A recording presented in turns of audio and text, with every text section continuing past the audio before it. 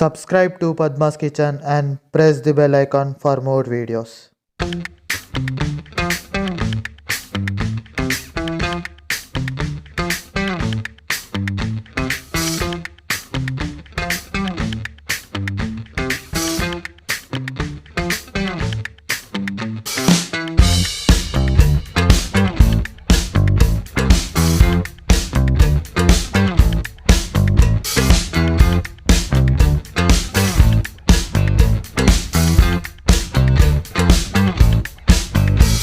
Hi అండి, welcome to Padma's kitchen. ఈరోజు గోంగూర బోటి చేస్తున్నా. దానికి కావలసిన పదార్థాలు: బోటి, గోంగూర, ఉప్పు, కారము, ధనియాల పొడి, గరం మసాలా, అల్లం ఎల్లిగడ్డ పేస్టు, పసుపు, టమాటా, పచ్చిమిర్చి, కరివేపాకు, కొత్తిమీర, పుదీనా, ఉల్లిగడ్డ, మంచి నూనె. స్టవ్ వెలిగించుకుందాము. ఒక చిన్న కుక్కర్ పెట్టేద్దాం.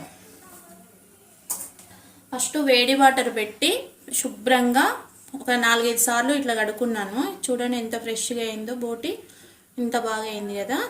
ఇప్పుడు కుక్కర్లో వేద్దాం. కొన్ని వాటర్ పోదాము. ఈ వాటర్ పొలగబోసే వాటర్ ఏం కాదు, కర్రీలో పోసుకోవాలి. ఒక టీ గ్లాస్ అని వాటర్ పోసిన. కొంచెం అంతా పసుపు, కొద్దిగా ఉప్పు,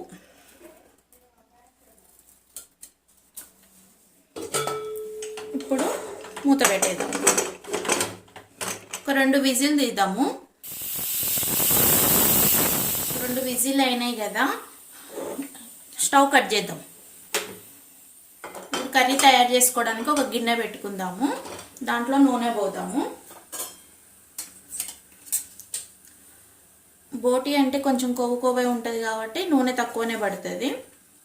నేను 3 పావు కేజీలు తీసుకున్నా. కేజీన్నర తీస్తే కడిగేసరికి 3 పావు కేజీలు అవుతుంది బోటి. అందుకని నూనె చూసి పోసుకోవాలి. నూనె వేడెక్కింది కదా. ఒకసారి ఇట్లా అనేసి మంట పుల్లో పెట్టి నూనె వేడెక్కనిచ్చిన. ఇప్పుడు మంట సిమ్లో పెడదాము. 100 గ్రాములు ఉల్లిగడ్డలు తీసుకున్నాను. అయితే ఉల్లిగడ్డ కట్ చేయడము లావు కట్ చేసుకోవాలి. అన్ని కూరలు కట్ చేసినట్టు కట్ చేయొద్దు. బోటి గోంగూర వండినప్పుడు లావు కట్ చేస్తేనే బోటికి గోంగూరకు అందం ఉల్లిగడ్డ. అందుకని 100 గ్రాములు తీసుకొని ఇట్లా కట్ చేసుకున్నాం. ఇప్పుడు నూనెలో వేసేద్దాం. ఉల్లిగడ్డ నూనెలో వేసినాం కదా, ఎర్ర అయ్యేంత వరకు వేయించుకోవాలి. కొంచెం ఉప్పు వేద్దాం. అందులో మధ్యలో మధ్యలో కలుపుకుంటూ ఉండాలి, లేదంటే మాడిపోతుంది. మూత పెట్టకుండానే వేయించుకోవాలి. ఉల్లిగడ్డ వేడెక్కేంత వరకు మనము ఇవతల స్టవ్ మీద గోంగూర, 5 పచ్చిమిర్చి, కొంచెం ఉప్పు, కొన్ని వాటర్ వేసి అడుగంటకుంటా కొన్ని వాటర్ వేసుకోవాలి. మరీ ఎక్కువ వేసుకోవద్దు. టీ గ్లాసులో సగం. గోంగూరను కూడా 2 విజిల్ తీసుకోవాలి.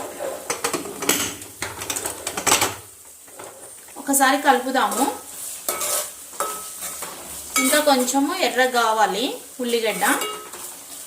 ఆ కొంచెం సేపు ఎర్రగా అయ్యేలోపు మనం కరివేపాకు వేద్దాం. మరి మాడినాక వేస్తే బాగుండదు కదా. ఒక 2 రెమ్మలు కరివేపాకు. ఇప్పుడు స్టవ్ కట్ చేద్దాం. 2 విజిల్ వచ్చింది గోంగూర. స్టవ్ కట్ చేసి పక్కన పెట్టేద్దాం. ఉల్లిగడ్డ మంచిగా నూనెలో ఉడికింది కదా. కరివేపాకు, ఉల్లిగడ్డ ఇంతవరకు వచ్చేసింది. ఇప్పుడు మనం ఇందులో అల్లం ఎల్లిగడ్డ పేస్ట్ వేద్దాం.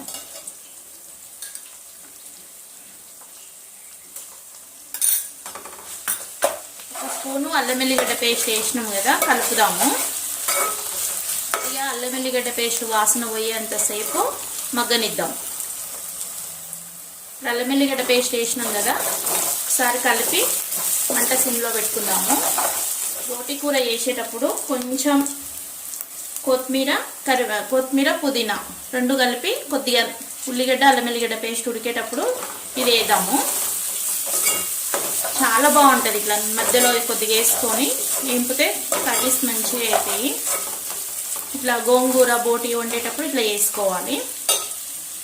ఇప్పుడు మనము బోటిని ఉడకబెట్టుకున్నాం కదా, 2 విజిల్లతోటి ఆ నీళ్ళతో సహా ఇందులో పోసేసుకోవాలి.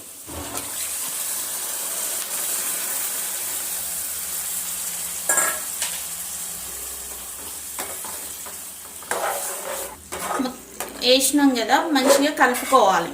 కలిపిన తర్వాత మూత పెట్టేసి మంట ఫుల్లో పెట్టేసుకోవాలి. ఒకసారి కలుపుదాము. వాటర్ అంతా దగ్గరికి కావాలి. దగ్గరికి అయినాక పసుపు, కారం, ఉప్పు వేసుకోవాలి. ఇప్పుడే వేసుకోకూడదు. మంట ఫుల్ పెట్టి మూత పెట్టి ఉడికించుకోవాలి. బోటిని మధ్యలో మధ్యలో కలుపుతూ ఉండాలి. మొత్తం నీళ్ళన్నీ ఇట్లా దగ్గరికి వచ్చేసినాయి కదా. చూడండి, మనం పెద్ద పెద్ద కోసుకున్నాం కాబట్టి ఉల్లిపాయలు. ఇప్పుడు చూడండి మనకి ఎంత చిన్నగా కనిపిస్తున్నాయో. అందుకే బోటి కర్రీ చేసేటప్పుడు ఉల్లిపాయ పెద్దగా కోసుకోవాలి. ఇప్పుడు పసుపు వేద్దాం. 1 స్పూన్ పసుపు వేద్దాం. నాన్ వెజ్లో పసుపు ఎక్కువనే వేసుకోవాలి. పసుపు, ఉప్పు, కారం ఎక్కువ వేసుకోవాలి నాన్ వెజ్ వండుకునేటప్పుడు. మసాలాలు మాత్రం తక్కువ వేసుకోవాలి. కారం వేద్దాం. గోంగూర వేస్తున్నాం కాబట్టి 1/2 కప్ కారం వేద్దాం. ఉప్పు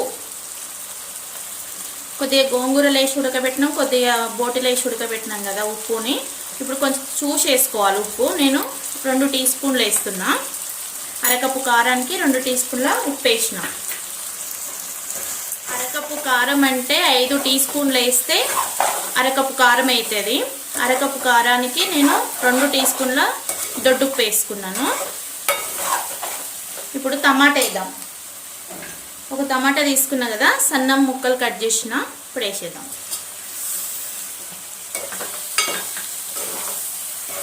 మంట సిమ్లో పెట్టి కొద్దిసేపు ఒక 5 నిమిషాలు మూత పెట్టేద్దాం.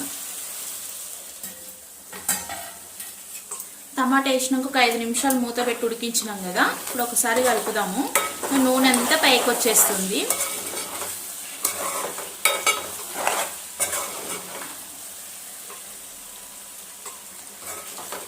కలర్ఫుల్గా వచ్చింది కదా. కారం చాలా బాగుందండి. కారం అయితే బాగా టేస్ట్ అవుతున్నాయి కూరలు కూడా. ఇంకా కొద్దిసేపు ఉడకాలి. మంట కొద్దిగా పెంచుదాం. మరి సిమ్లో అయింది కదా, వేడెక్కట్లేదు. కొద్దిగా పెంచుదాం. చాలా బాగా నూనె పైకి వచ్చేస్తుందండి. ఒకసారి కలిపి ఇంకా కొద్దిసేపు ఉడకనిద్దాము కర్రీని. మళ్ళీ ఎందుకంటే గోంగూర వేస్తాం కదా, పులుపు ఉడకదు కాబట్టి మూత పెట్టి సన్నటి మంట మీదనే ఉడికించుకుందాం.